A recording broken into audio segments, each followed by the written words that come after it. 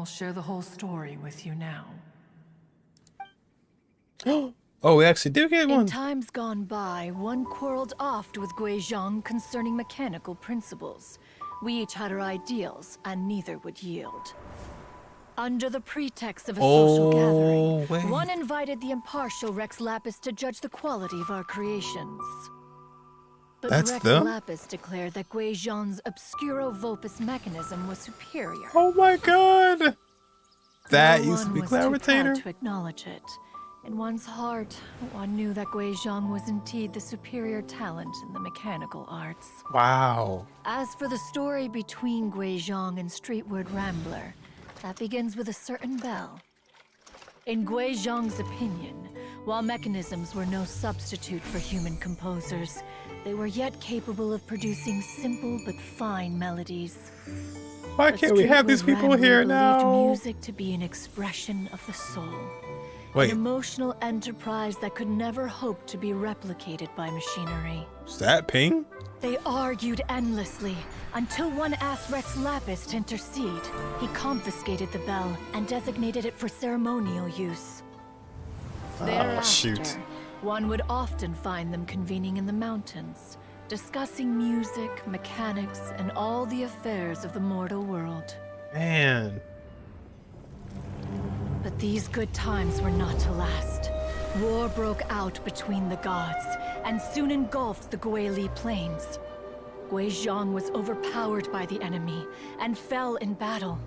When Streetwood Rambler and I arrived at the scene at long last, all that remained among the ruins was her lifeless body. God. After this, at Streetwood Rambler's request, Rex Lapis granted her the cleansing bell for safekeeping. To honor our friend's memory, one made a few finishing touches to her ballistic device. That's why they call it the Guizhong Ballista. Many nights have passed since then. Many greetings and goodbyes. Dang. Upon what do you gaze?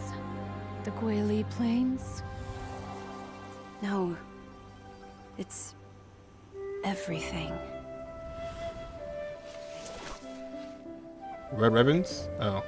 We think of human life as like a lantern that's lit one minute and extinguished the next. But are we Adepti so different? Perhaps as dust settles after a storm, we too must one day return to the world below. Oh, why do all the... One has always been austere and private by nature, and has never relished socializing. One's dealings with Guizhong were born out of discussions on the discipline of mechanics. Why do all, like, the great-looking people have to die, man? Everybody that, like, you look back at, like, oh my god, that they're all passed away. And it's always, like, awful. It's always some crazy, like, you know, giant battle that happened, and always gotta, like, it's always a crappy ending. But that's Genshin for you, to be honest. Dang, but I wonder why, like, they changed so much. Like, why, how did Clavitator end up being, how'd she go from that to a bird? I mean, I guess they go into, like, their, you know, their Adepti, so they can change. But I wonder why Ganyu's human form, but she also has, like, her Adeptus form. I don't know, a lot of questions, but dang, man. Oh. So yeah, it's the Yakshas all over again. Good grief.